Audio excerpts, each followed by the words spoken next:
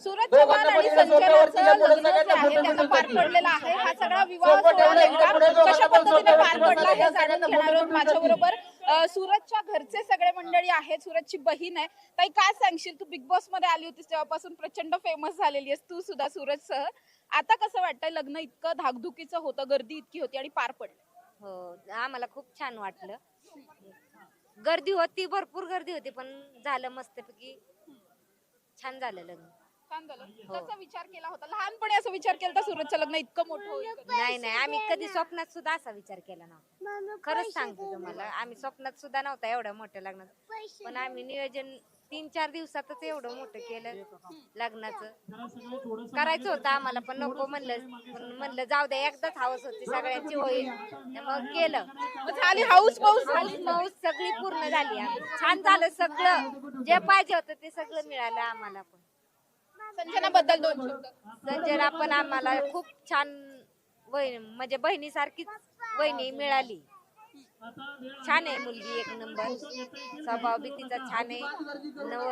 त्याला पण खूप चांगली सांभाळायला नाही, काय म्हणायचं ते वेगळंच म्हणते. जाऊ दे. वाटतंय चांगली सांभाळायला असं वाटतं सूरजला. सूरजला पण चांगली सांभाळणे असं वाटतंय आम्हाला.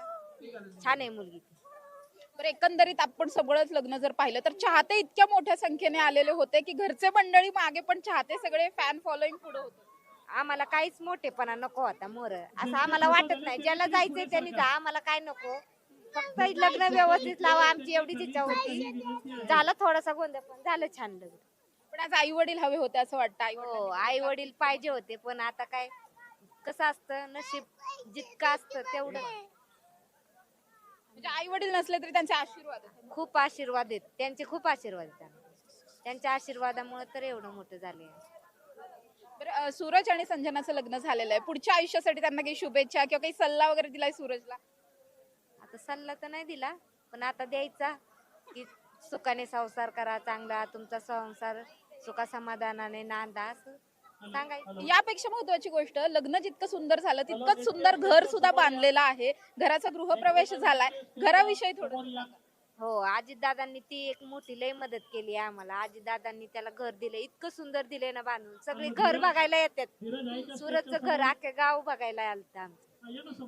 हो, आता जसं घर बघायला आले तसं आता नवरी बघायला पण गर्दी होईल. होईल होईल, आता गर्दी तर होणार. नक्कीच आपण बघतोय सूरजचे कुटुंबीय सगळे जे ते प्रचंड आनंदात आहेत. मात्र विशेष म्हणजे या सगळ्या लग्न सोहळ्यामध्ये सूरजचे जे कुटुंबीय आहेत ते सगळे थोडेसे बॅकफुटला असलेले पाहायला मिळतात. मात्र त्याचे चाहते, त्याचे सगळे बिग बॉस मधले मित्र असतील, सेलिब्रिटी असतील, राजकीय नेते असतील, या सगळ्यांमुळे हा राजकीय सोहळा जो आहे तो जास्त या सगळ्यांनीच उचलून धरलेला पाहायला मिळतोय. हा सगळा लग्न सोहळा जो आहे तो अतिशय छान पद्धतीने पार पडला. आज दिवसभर खरं तर सकाळपासून हळदी, साखरपुडा आणि त्याच्यानंतर आता हे लग्न जे ते पार पडलंय आणि सगळेच दोन्हीकडचे कुटुंबीय आणि सगळा चाहता वर्ग जो आहे तो प्रचंड खुश असलेला पाहायला मिळतोय. कॅमेरा पर्सन शिवाजी साळुंखेंसह समृद्धी जाधव, टॉप न्यूज मराठी.